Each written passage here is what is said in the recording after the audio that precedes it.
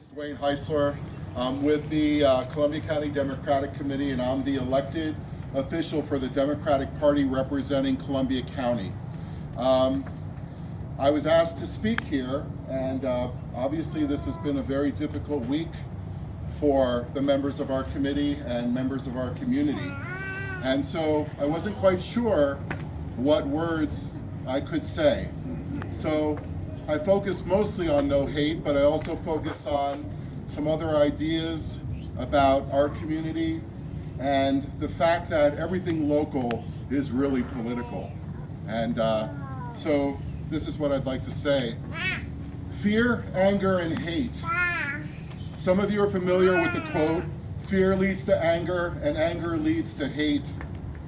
Why does fear, anger, and hate work so well? Part of that answer, I believe, is obvious. It resonates with our culture and is stronger than many people believed. Racial resentment, economic anxiety, social dislocation, you can argue which of those are the most prominent, or maybe they all work together and feed on each other, build each other. Here's another quote. I imagine one of the reasons people cling to hate so stubbornly is because they sense that once hate is gone, they will be forced to deal with pain. That's by James Baldwin.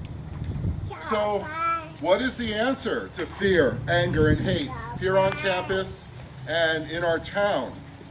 I think this is something we should think about as we're taking steps to the fountain in town and then back up to the fountain on campus. I believe we must be vigilant, especially in these times, to stand against fear, anger, and hate. We're often told that we should never talk about politics, sex, religion, and then we wonder why we know so little about those things. Right on. Thank you. So, in the words of Bernie Sanders, I was a delegate for Bernie. And these are actually his words that he posted on his Facebook page. Donald Trump tapped into an anger in the declining middle class that is sick and tired of establishment economics, establishment politics, and establishment media. People are tired of working long hours for low wages and seeing decent paying jobs go to China or other low wage countries, of billionaires not paying their federal income tax, and of not being able to afford a college education for their kids, all while the rich become richer. To the degree that Mr. Trump is serious about pursuing policies that improve the lives of working families in the country, I and other progressives are prepared to work with him.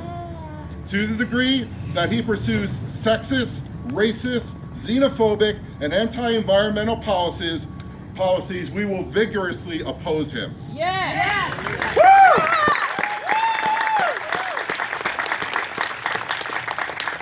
Now, some people say that we need more prayer.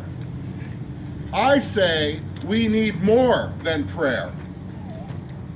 Franklin D. Roosevelt in 1940 said, "We must scrupulously guard the civil rights and civil liberties of all citizens, whatever their background.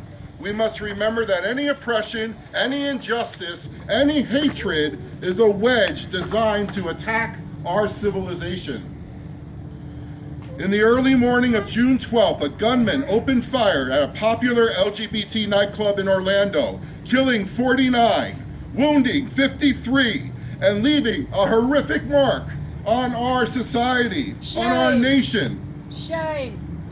If 49 LGBT people were shot down here in Pennsylvania, this state would not even consider it a hate crime. Shame. We are the only state in the whole Northeast that does not consider LGBT rights to be protected. Wrong. Tip O'Neill said that all politics is local. I say everything local is political, and we need to wake up politically. And what does waking up politically mean? That means that you are aware politically and that you are active politically. Unless your protest meets the polls, You are wasting your time. Someone is going to decide what your rights are. That could be voting rights to reproductive rights to considering what a hate crime is. You need to make sure your elected officials, and this includes your local elected officials, and most of you don't even know who they are. Your local elected officials are held accountable and that they understand the words of fear and hate and equality and fairness and anger. You must register, you must vote.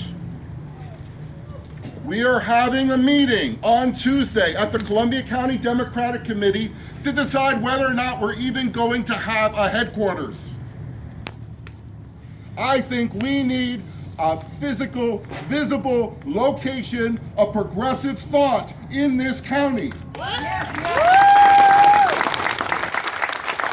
And we need you to be there. Otherwise, you're just involved and you're not committed. A Facebook post doesn't do it. Right on. Yeah, right on.